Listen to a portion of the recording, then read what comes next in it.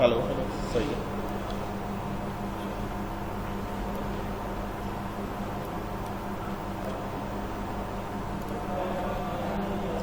अच्छा जी, अब आपका मशीन कोऑर्डिनेट सिस्टम डिफाइंड है, ठीक है।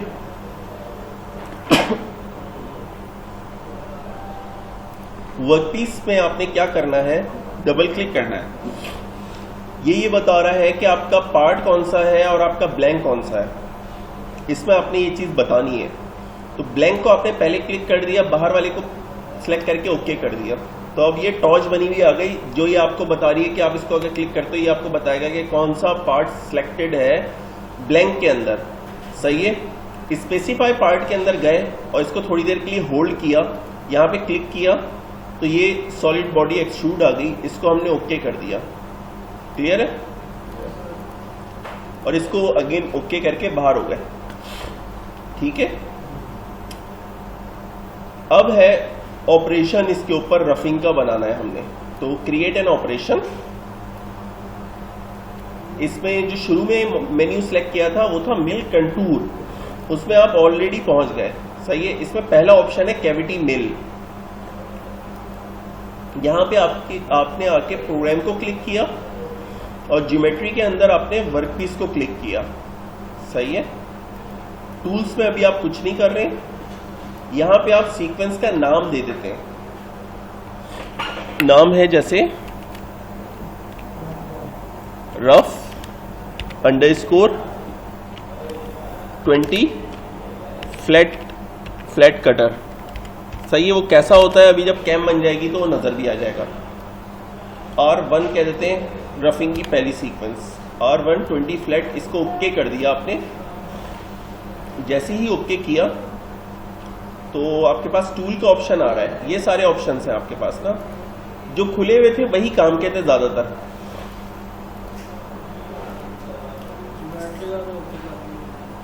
ज्योमेट्री का क्यों नहीं काम है ना। इसमें टूल आप बताएंगे तो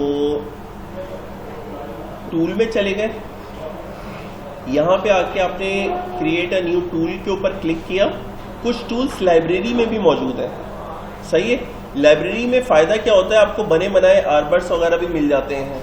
तो मिलिंग के टूल्स को मैंने डबल क्लिक किया और ओके कर दिया, तो मेरे पास मिलिंग के सारे टूल्स आ गए।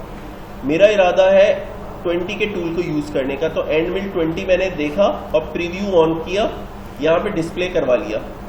ये क्या दिखा रहा है, 20 का एंड मिल है, बट इसमें आपको कॉर्नर में रेडियस नजर आ रहा है। जब कॉर्नर के ऊपर रेडियस होता है तो उस टूल को एंड मिल या फ्लैट कटर नहीं कहते, उसको बुल कहते हैं। बुल मिल है। तो अंदर जाके हम इसको कॉर्नर इसका शार्प भी कर सकते हैं, क्योंकि लाइब्रेरी के अंदर टूल जो है 20 के और कोई नहीं है ना, तो हम इसी को पिक कर लेते हैं। एक ये भी है, इसमें जरा कॉर्नर रेडियस कम है। सही है। और कौन सा 20 का है, ये है। एनी अदर कार्बाइड टूल, ये पूरा जो है ना शार्प था, ये मैंने पिक कर लिया। ठीक है। टूल ऑटोमेटिकली आ गया। टूल का नंबर आपने 1 दे दिया।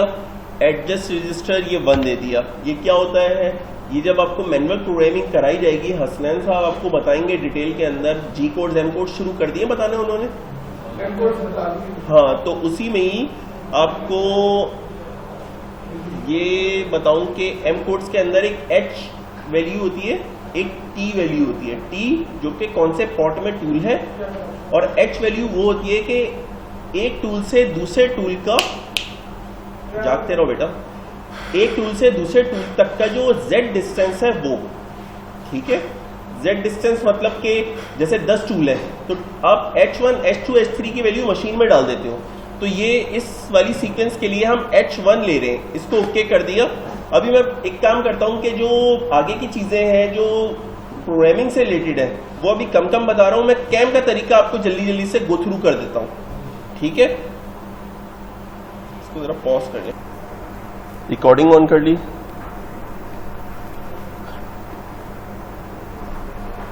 हाँ जी, कहाँ पे थे हम।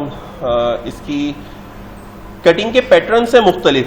तो मैं रिकमेंड करूंगा रफिंग के लिए फॉलो पेरीफ्री से अच्छा कोई और मेथड नहीं है। इसमें ये क्या करता है, बाहर से अंदर की तरफ घूमते हुए आता है और पॉकेट होता है तो ऊपर से डेप लेके बाहर की तरफ निकल जाता है, ठीक है। और दूसरा इसके अंदर स्टेप ओवर कह रहा है। ये स्टेप ओवर क्या होता है, एक पास ले दूसरे पास में शिफ्ट हो फिर वापस आए फिर तीसरे पास में शिफ्ट हो, तो ये जो शिफ्टिंग है that is called step over. तो ये हमने 50% रखा हुआ है। 50% का मतलब अगर टूल 20 के डाया का है तो ये 10 मिलीमीटर शिफ्ट होगा हर पास के बाद, फिर ये मूव करेगा एक्स में, फिर ये वाई के अंदर 10 मिलीमीटर शिफ्ट होगा। इस तरीके से ये पूरी कैम करेगा। देन फिर क्या है, कॉमन डेप्थ पर कट 6 मिलीमीटर, ये बहुत ज्यादा है, इसको हमने 0.1 या 0.2 रखना होता है लेकिन जब हम सीक्वेंस को चेक कर रहे होते हैं तो हम बड़ी से बड़ी वैल्यू देके उसको चला के देख लेते हैं। तो अभी हम इसको 6 ही रहने देते हैं, छिड़ते नहीं है, ठीक है।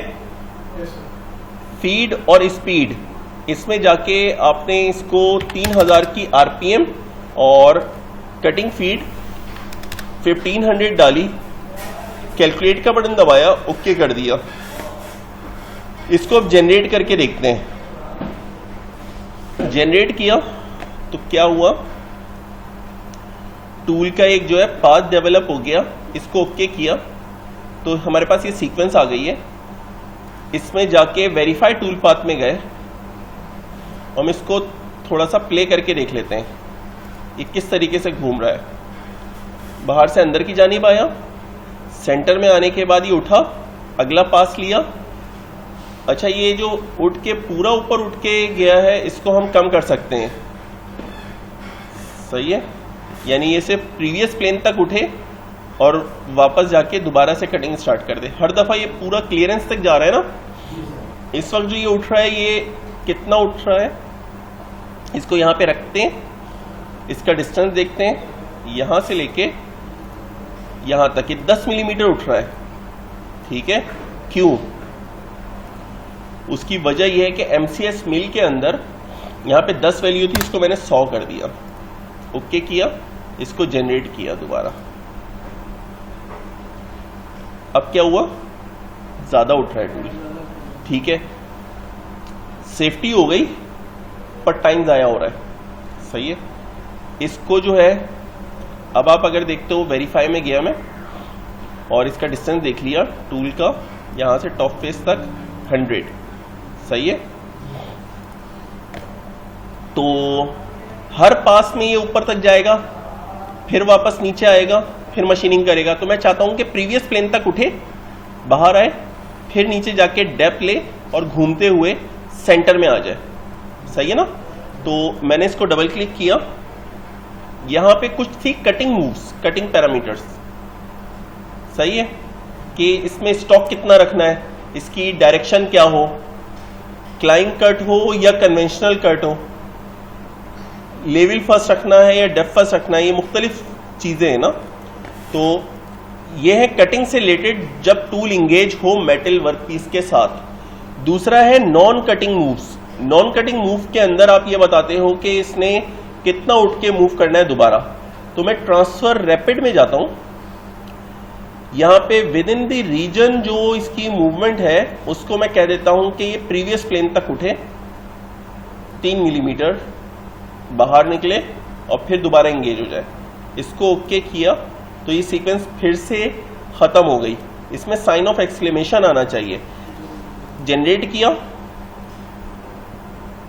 तो घड़ी बनी हुई आई, थोड़ी सी प्रोसेस हुआ, साइन ऑफ एक्सक्लेमेशन आ गया, that indicates it needs to be post process, यानी इसको GNM कोड्स में अभी आपने कन्वर्ट करना है।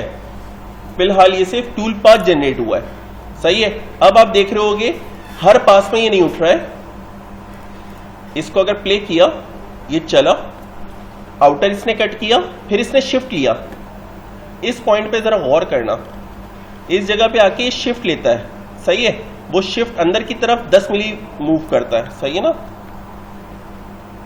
फिर बाहर गया, फिर ये 10 मिलीमीटर यहां पे शिफ्ट हुआ, फिर अंदर आया। इस तरीके से जो एरिया है उसको छोड़ रहा है और ये हर दफा में 10-10 मिलीमीटर शिफ्ट होके अंदर की तरफ आ रहा है। फिर ये उठा, पूरा नहीं उठ रहा है, अब ये सिर्फ अपने जो प्रीवियस प्लेन के ऊपर कटिंग की है वहां तक गया है, यानी ये स्लाइस बाय स्लाइस कटिंग करते हुए जा रहा है। क्लियर है? यहाँ पे हमें एक बात का ख्याल रखना होता है कि हमें इसका स्टॉक कुछ ना कुछ देना होगा, कि यानी कुछ मटेरियल रफिंग के अंदर सेफ्टी मार्जिन रखा जाता है। रफिंग के टूल बड़े होते हैं, वर्क पीस लाइट होता है, तो वो क्या करता है कि टूल उसके ऊपर धड़कन दे देता है, थोड़ी सी वाइब्रेशन, चैटरिंग जिसको कहते हैं। चैटरिंग की वजह से उसकी जब फिनिश साइकिल चलाते हैं तो उसमें कुछ मटेरियल छोड़ा हुआ हो, ऑफसेट या स्टॉक कुछ मौजूद हो, उस स्टॉक को देते हैं यहाँ पे। जैसे मैंने इसको कह दिया 5 पॉइंट स्टॉक हो पर साइड, सही है, जमीन पे भी वॉल पे भी। अगर मैं चाहता हूं कि वॉल के ऊपर 0.5 स्टॉक हो और जमीन के ऊपर 0.2, तो मैंने इसको चेंज कर दिया। सिर्फ लैंड के ऊपर जहां जहां पे जमीन होगी वहां पे ये 0.2 छोड़ेगा और जहां जहां पे दीवार होगी वहां पे ये 0.5 छोड़ेगा। क्लियर है? ओके कर दिया, ओके किया। Again sequence need to be regenerate also post process, तो जनरेट कर दिया, जनरेट हो गई पूरी की पूरी सीक्वेंस। अब हम इसको वेरिफिकेशन में जाके, बल्कि इसको ब्लॉक को हम कर देते हैं राइट क्लिक करके हाइड, इस कर्व को कर देते हैं राइट क्लिक करके हाइड। अब इस सीक्वेंस को पिक किया, सेव दबाया, यहां पे वेरीफाई में गए, 3D डायनेमिक के अंदर आए, 3D डायनेमिक के अंदर इसकी जो फाइननेस है उसको फाइन किया और प्ले कर दिया। इसको थोड़ा स्लो करते हैं। ये देखो इसने अभी एक शिफ्ट लिया है, ये कितना शिफ्ट लिया है? 10 मिलीमीटर, टूल के हाफ, सही है। फिर इसने शिफ्ट लिया और ये क्या कर रहा है, कुछ मटेरियल छोड़ता जा रहा है वॉल के ऊपर। अभी हमारी डेप्थ ऑफ कट क्या है? डेप्थ ऑफ कट है इसकी 6 मिलीमीटर, जो कि काफी हैवी कट होता है। इसमें जो आपको नजर आ रहा है वो भी थोड़ा बड़ा बड़ा नजर आ रहा है, ठीक है। तो हम आमतौर पे इसको चलाते हैं 0.2 की डेप्थ पे, इस चीज में 0.3 की डेप्थ पे। थोड़ा हैवी कटर होता है, बड़ी मशीन है, उसमें 0.5 तक का भी कट आ जाएगा। छोटे वर्क पीस होते हैं तो 0.2 से 0.3 स्टील, और अगर वाइड स्टील है तो 0.3 0.5 तक ही चले जाते हैं, सही है। स्टेप डाउन है, स्टेप डाउन नहीं है। इस डेप्थ ऑफ कट वो 6 मिलीमीटर है, सही है ना। तो अब इसने क्या किया है, वॉल्स के ऊपर कितना मटेरियल छोड़ा है भाई? 5 पॉइंट, हाँ, और जमीन पे 0.2। अच्छा एक चीज आप ये देखो कि ये तो बहुत ज्यादा लग रहा है ये मटेरियल। अगर इसको इसका एक कॉर्नर देखें, ये कुछ कॉर्नर देखें, तो जो स्टेयर्स बनी हुई है ये काफी बड़ी लग रही है मुझे, ये 0.5 तो नहीं लग रही है। तो ये होता क्या है बेसिकली, इसमें मार्कर है,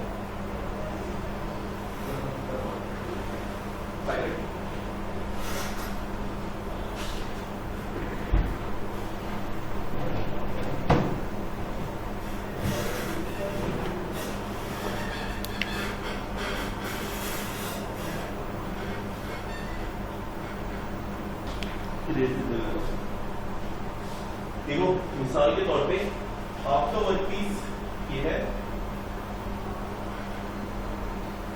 रिक्वायर्ड ब्लैक,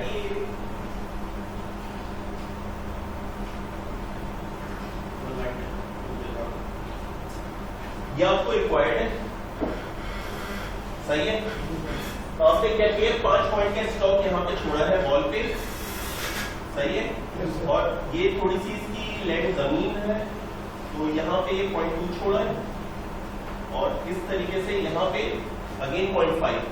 तो जब ये टूल चलते हुए आएगा तो इसने एक पास ये लिया, और 5 पॉइंट इसका ये डिस्टेंस जो है ना वो होगा 0.5 मिलीमीटर, जिसको हम कह रहे हैं, इसको पॉज कर दूंगी, पॉज कर दूंगी।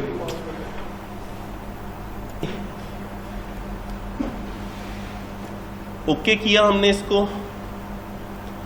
डबल क्लिक करके अंदर गए, स्टॉक में गए, स्टॉक में जाके, स्टॉक में नहीं सॉरी बाहर ही है, डेप्थ पर कट 0.3 मिलीमीटर, ओके किया, यहां पे जाके जनरेट दबा दिया।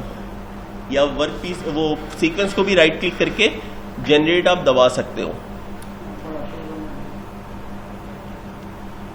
अब बहुत बड़ा प्रोग्राम बना है, इसको जरा फास्टर मोड के ऊपर देखते हैं। 3D डायनेमिक प्ले,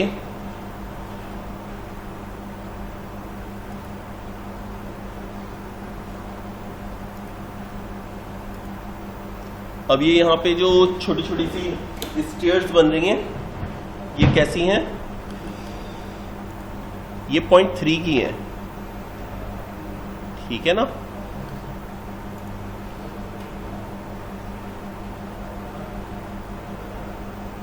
स्टार्ट कर दी। अब ये बड़ी वीडियोस भी रिकॉर्ड हो सकेंगी। आपने राइट क्लिक किया, मशीन टूल व्यू में गए, यहां पे जेनरिक मशीन को डबल क्लिक किया, मशीन को पिक करके मिलिंग में गए, मिलिंग में जाके 3 एक्सेस मिलीमीटर वाली आपने ढूंढनी है।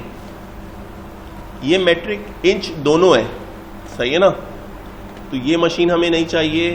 1 से लेके हम आगे बढ़ते हैं 3, 14। तो 1 में ही देखो, दब गया, जबरदस्ती में आ गई, कैंसिल कर दिया।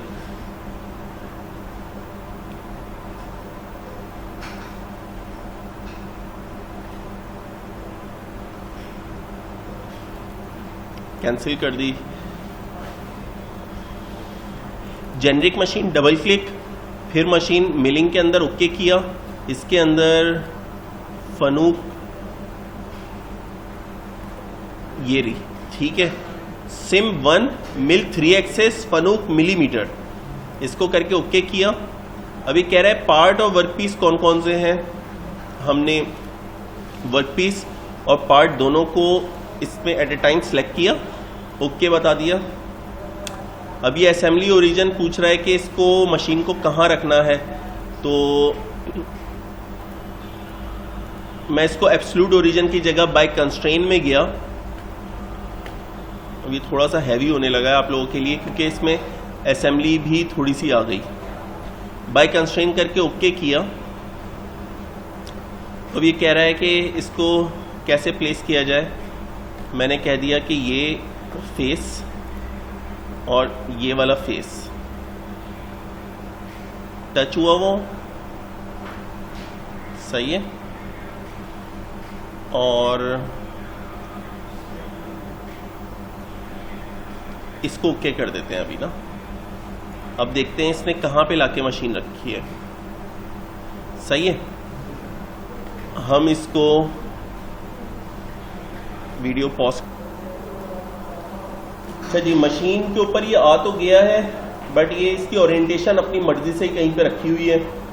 तो हम असेंबली में जाते हैं, यहाँ पे मूव अ कंपोनेंट किया और मशीन को पूरी की पूरी को पिक किया, स्पेसिफाई ओरिएंटेशन में गए, इधर मूव हैंडल पे गए। मूव हैंडल में जाके अपनी मर्जी से कोई कॉर्नर क्लिक करने से पहले हमने यहाँ पे ये कॉर्नर दबा दिया, इस जगह के ऊपर इसको रखा, मूव हैंडल हटा दिया और इसको जाके 90 डिग्री किया, तो ये अब घूम गया है ना। ऐसा ही हो गया जैसे हम रखना चाह रहे थे। इसको आपकी मर्जी है, कहीं पे भी आपने प्लेस कर देना है, सही है ना। वाइस में आपने पकड़ना है, वाइस में पकड़ लें, ठीक है। या वैसे ही क्लैम्प करना है तो नीचे से बोल्ड करके किसी तरीके से आपने क्लैम्प कर लिया। अब ये मशीन के ऊपर लोडेड है।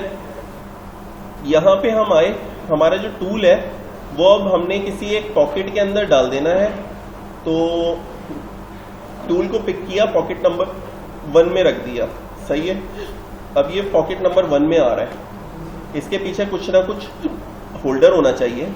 होल्डर में गए, होल्डर में जाके यहाँ पे लाइब्रेरी में कोई अपनी मर्जी से कोई होल्डर आपने ले लिया। इसकी लाइब्रेरी आप खुद भी बना सकते हो, BT40 या HS के जो स्पिंडल्स हैं, हमारे पास जितने भी सिस्टम्स हैं वो HS के स्पिंडल्स हैं, आर्बर्स हैं।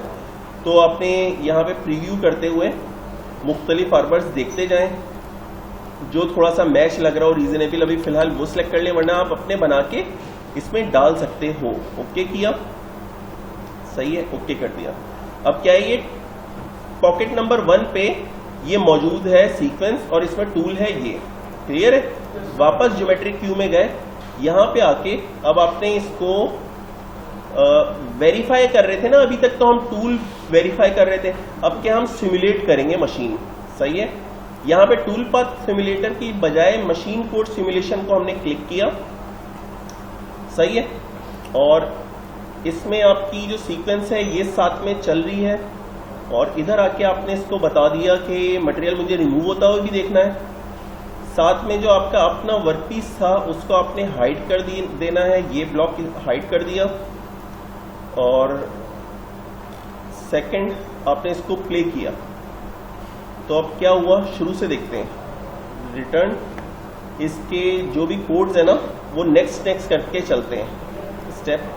स्टेप आउट, नेक्स्ट, स्टॉप, दोबारा चला रहा हूँ, स्टेप आउट की जगह स्टेप ओवर, नेक्स्ट। अब ये देखो लाइन बाय लाइन चल रहा है।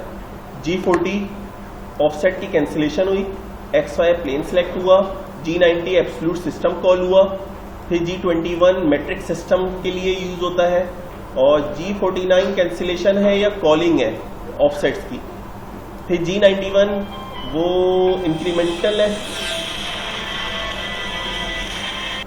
वालेकुम अस्सलाम जी, आपने कॉल की, कोडिंग ऑन। अब आप लाइन बाय लाइन चल रहे थे ना हम, जैसे ही हम T1 M6 पे पहुंचे तो यहां पे मैंने क्या बताया था, M6 स्टैंड्स फॉर के टूल चेंज करेगा ये, और इसको नेक्स्ट किया, जैसे ही ये उठा टूल इसने दिया, इसमें हर मशीन टू मशीन वेरी करेगी, यानी इस कमांड के ऊपर इसने ये परफॉर्मेंस की है। फिर उसके बाद G90 एब्सोल्यूट सिस्टम, G54 जो आपका सेंटर कॉल है वो, और उसके बाद G43 tool length compensation, H1 जो कि हमने टूल में डाला था, स्पिंडल स्पीड, M03 M08 से कूलेंट भी ऑन हो जाएगा साथ साथ ही इस लाइन के ऊपर। ठीक है, तो ये आपने याद कर लेने हैं अभी जब आपको बता दिए जाए। तो हाँ, अब हम इसको प्ले करते हैं, तो ये CNC मशीन X और Y के अंदर परफॉर्म कर रही है ऑपरेशन, और साथ साथ इसके क्या चल रहे हैं, ज्योमेट्रिक कोड्स। सॉरी किधर, एन लाइन नंबर है, लाइन नंबर जो है ना वो आप डालो या ना डालो, मशीन जो है प्रोग्राम को आइडेंटिफाई करने के लिए कि प्रोग्राम इस वक्त कहां तक पहुंचा है, उसके लिए एन नंबर यूज होते हैं। आपकी लाइट चली गई तो आपने कट करना है, आप मशीन ऑन करोगे उस लाइन नंबर से आप उसको पकड़ सकते हो। तो ये बेसिकली, या फिर किसी लाइन पे एरर आ रहा है तो आप बताओगे तो ना अपने बॉस को या किसी को, कैम प्रोग्रामर को, कि यार प्रॉब्लम कौन सी लाइन नंबर में है, तो ये नंबरिंग है फिर। ठीक है,